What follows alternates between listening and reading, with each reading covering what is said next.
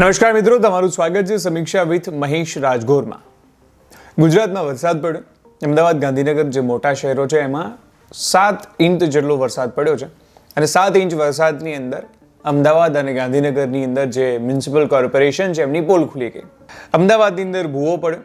શેલાની અંદર એક ભૂવાનો વિડીયો સામે આવ્યો જે નેશનલ મુદ્દો બની ગયો, કારણ કે અમદાવાદ જે સ્માર્ટ સિટી કહેવાય છે. સુરતની અંદર વાત કરીએ તો સુરતમાં તો રીચરની સોસાયટીઓ સ્વિમિંગ પુલ ભરાણા, મોટો ભૂવો પડ્યો અને ભૂવાને ભરવાનું કામ તો ચાલુ થયું, પણ તેમ છતાંય આ આપણને આપણી હકીકત બતાવે છે. તમને યાદ હોય તો વર્ષ 2014માં જ્યારે નરેન્દ્ર મોદીની સરકાર આવી ત્યારે 100 સ્માર્ટ સિટીની વાત કરવામાં આવી હતી. એમાં સુરત, અમદાવાદનો સમાવેશ થતો હતો. હવે સુરત જે સ્માર્ટ સિટી બન્યું, કેવું બન્યું તો એની અંદર ઘર ઘર સ્વિમિંગ પુલ યોજના કરવામાં આવી, એટલે કે તમારા ઘર સુધી એટલું પાણી ભરાશે કે તમે સ્વિમિંગ પુલની અંદર નાહી શકશો, આવી યોજના કરવામાં આવી. અમદાવાદની અંદર એવા ભૂવા પડવા લાગે કે જાણે નાયગ્રા ધોધ બન્યો. એટલે જે ગુજરાતના વિદ્યાર્થીઓને કેનેડા જવું પડે છે, કેનેડાની જગ્યાએ અમદાવાદમાં બેઠા બેઠા જ નાયગ્રા ધોધનો એ માહોલ લઈ શકે. તો ગાંધીનગરના રસ્તાઓ તો એવા સ્માર્ટ બન્યા છે કે ગાડીઓ ગળી જઈ રહ્યા છે. જે ફાયર બ્રિગેડની ગાડીઓ છે એ ખાડામાં પડી રહી છે. આવી સ્માર્ટ સિટી બનાવી આપણે, અને આ રિયાલિટી છે આપણી, કે જે કોન્ટ્રાક્ટ આપવામાં આવે છે, જે ટેન્ડર ભરવામાં આવે છે, એ તમામની શરતોનું પાલન નથી થતું. ભ્રષ્ટાચાર ક્યાંથી શરૂ થાય છે? કહું તો પહેલા તો એક રોડ બનાવવા માટે, કોઈ પણ એક વસ્તુ બનાવવા માટે તેને અલગ અલગ અરજીઓ કરવામાં આવે છે કે આ વસ્તુ કરો. એના પછી નક્કી થાય ચલો ભાઈ આ રોડ બનાવવાનો છે. મોટે ભાગે એવું થતું હોય છે કે જે કામની વસ્તુઓ તો બનતી નથી, એના સિવાયનું વધારે બને છે. પછી ટેન્ડર બહાર પાડવામાં આવે, ટેન્ડર એ કંપનીને આપવામાં આવે, એ કંપનીને પોતાના બિલો પાસ કરવા માટે તેને ઉપરી અધિકારીઓને પૈસા ખવડાવવા પડે. એ જે કંપની બનાવતી હોય એ જે કામ એણે કર્યું એમાં મોટે ભાગે ગોટાળા કરે, કોઈ પણ સેન્સ વગરનું, કોઈ પણ જરા પણ ઈમાનદારી રાખ્યા વગર કામ કરે. પછી એને અપ્રૂવ કરવા માટે બીજા અધિકારીને પૈસા આપે, અને આવી રીતે આ જે સર્કલ છે એ ચાલતું રહે. અધિકારી, નેતાઓ, કોન્ટ્રાક્ટરો બધા ભ્રષ્ટાચારીઓ એક સાથે ભેગા થાય, કુરડીમાં ગોળ ભાગે. અને કુરડી જે હોય છે એમાં ગોળ નથી હોતો, જનતાના માથા હોય છે, જનતાનો મહેનત હોય છે, જનતાની પરસેવાના પૈસા હોય છે, અને બધું પોતે ગજવા ભરી નાખશે. એટલા માટે આવા ભૂવાઓ પડે છે. ભૂવાઓ પડવાનું રીઝન શું હોય છે? તો વિધાઉટ પ્રોપર કોમ્પેક્શન, જ્યારે કોમ્પેક્શન વગર આવી રીતે કોઈ રોડ બનાવવામાં આવ્યો હોય તો એ કિસ્સાની અંદર જ્યારે સેટલમેન્ટ થાય છે તો સેટલમેન્ટના લઈને જે થાય છે એના લીધે થઈને ભૂવો પડે છે. તો શું રોડ બનાવતી વખતે તમે સેટલમેન્ટનું ધ્યાન નહોતું રાખ્યું?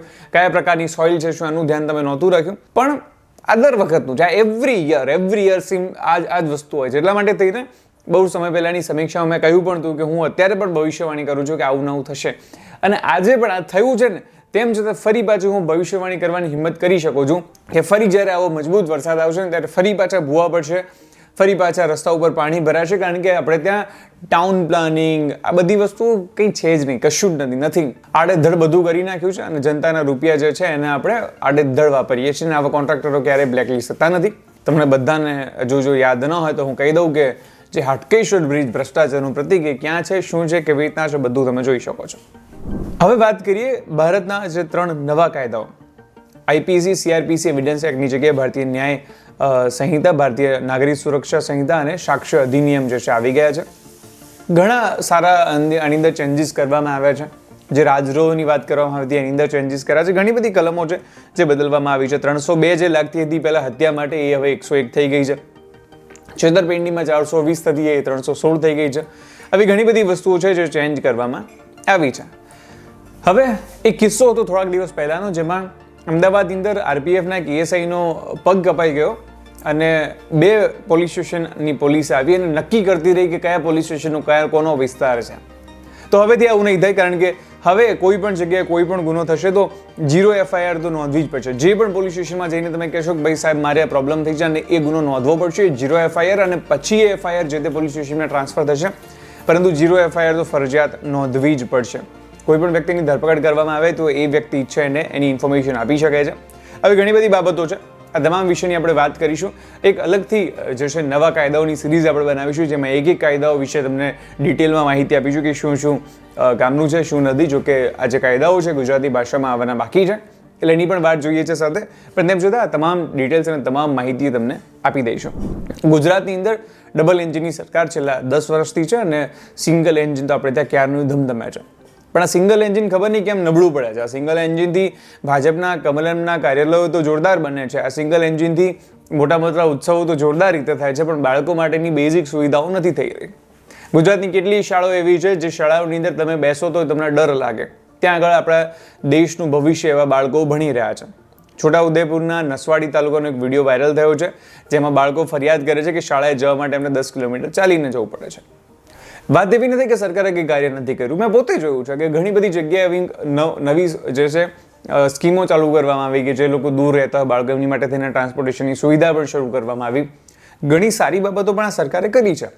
પણ તેમ છતાં હજુ સુધી કેમ આ જે જિલ્લાઓ છે, આદિવાસી જિલ્લાઓ છે, આ વિસ્તારો છે, રહી જઈ રહ્યા છે? હાડલી ગામના જે વિદ્યાર્થીઓ છે એમને હજુ સુધી 10 કિલોમીટર ચાલીને શાળાએ જવું પડે છે. વિચારી શકો છો. અને આ જ રિયાલિટી છે. એટલા માટે થઈને હજુ આ રાજ્યની ઘણી બધી શાળાઓને અપગ્રેડ કરવાની જરૂર છે. વાત એવી નથી કે સરકારે કામ નથી કર્યું, સરકારે કામ કર્યું છે, બટ હકીકતમાં જે એજ્યુકેશનને જે પ્રાયોરિટી મળવી જોઈએ, એજ્યુકેશનની જેટલી વાત થવી જોઈએ એટલી વાત નથી થતી. દરેકે દરેક સ્કૂલ સ્માર્ટ હોવી જોઈએ, દરેકે દરેક સ્કૂલનું પાકું મકાન હોવું જોઈએ. એ સ્કૂલ જ પાકી નહીં હોય તો પછી તમે બીજું ગમે તે બનાવેલું શું ફરક પડે છે? તો એ પ્રાયોરિટાઇઝ આપણે નોર્મલાઇઝ નથી કરવાનું. બસ આટલું કર્યું સરકારે, આટલું ટ્રાન્સપોર્ટેશન આપી દીધું, બસ ખુશ રહેવાનું. ના, ખુશ નથી રહેવાનું. દરેક સ્કૂલનું પાકું મકાન હોવું જોઈએ, દરેક વિદ્યાર્થીને પૂરતી સવલતો મળવી જોઈએ, ત્યાં આગળ એને વોશરૂમ મળવું જોઈએ, ત્યાં એને પીવાનું પાણી મળવું જોઈએ, પ્રોપર ફૂડ મળવું જોઈએ, એવરીથિંગ, એવરી સિંગલ થિંગ એને મળવી જોઈએ. જો બધું એને ત્યાં મળશે ને તો દેશનું ભવિષ્ય ઉજળું થશે, નહીં તો ભ્રષ્ટાચારી જ થશે.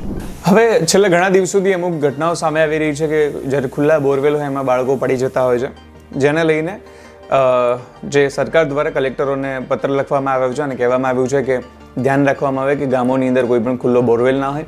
કોઈ પણ ગામની અંદર ખુલ્લો બોરવેલ હોય તો એની જવાબદારી એ ગામના તલાટીની રહેશે. જો કોઈ પણ ગામની અંદર ખુલ્લો બોરવેલ છે તેના લઈને તલાટીએ સર્વે કરવાનું રહેશે અને ક્યાંય પણ જો બાળક પડી જવાની દુર્ઘટના બની તો કિસ્સાની અંદર તલાટી સામે જશે કાર્યવાહી કરવામાં આવશે, એની સામે કેસ પણ થઈ શકશે. બરાબર છે. આ એક સરકાર દ્વારા ખૂબ જ સારું કાર્ય છે જે ખરેખર થવું જોઈએ કે અધિકારીઓ પર થોડીક જવાબદારી તો થોપવી જોઈએ. થોડા દિવસ પહેલાં સરકાર દ્વારા બીજું પણ સારું કાર્ય કરવામાં આવ્યું હતું, જેમાં સરકારી કેસમાં જો કોઈ અધિકારી, કોઈ સરકાર હારે છે તો જે તે જવાબદાર અધિકારી સામે કાર્યવાહી કરવામાં આવશે. અને આવી રીતે જો અધિકારીઓ પર સકંજો રાખવામાં આવશે તો જરૂરથી આપણે દેશની સિસ્ટમ આપણે સુધારી શકીશું. તો ભારતે હવે વર્લ્ડ કપ જીતી લીધો છે, T20 વર્લ્ડ કપ, અને એની સાથે સમાચાર એવા પણ છે કે રોહિત શર્મા, વિરાટ કોહલી અને રવિન્દ્ર જાડેજાએ T20 ફોર્મેટમાંથી સંન્યાસ લીધો છે. જોકે તેઓ ટેસ્ટ અને વન ડે ફોર્મેટની અંદર રમતા રહેશે, પરંતુ આ એક સારો નિર્ણય છે. એક મહાન ખેલાડીને છાજે એવો નિર્ણય છે, કારણ કે મહાન ખેલાડીઓ એ જ હોય છે જે પોતે પોતાની જગ્યામાં જાણી લે કે મને ખબર છે કે હવે મારે બીજા માટે જગ્યા કરવી જરૂરી બને છે.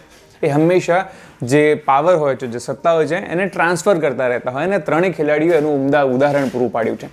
ત્રણેય ખેલાડીઓને સલામ છે, એમણે જે ભારત દેશ માટે કર્યું છે. કદાચ એવા બહુ જૂજ ખેલાડીઓ છે જે ભારત માટે આટલું કરી શક્યા છે. આશા રાખું છું કે આપ સૌને સમીક્ષા ગમ્યું હશે.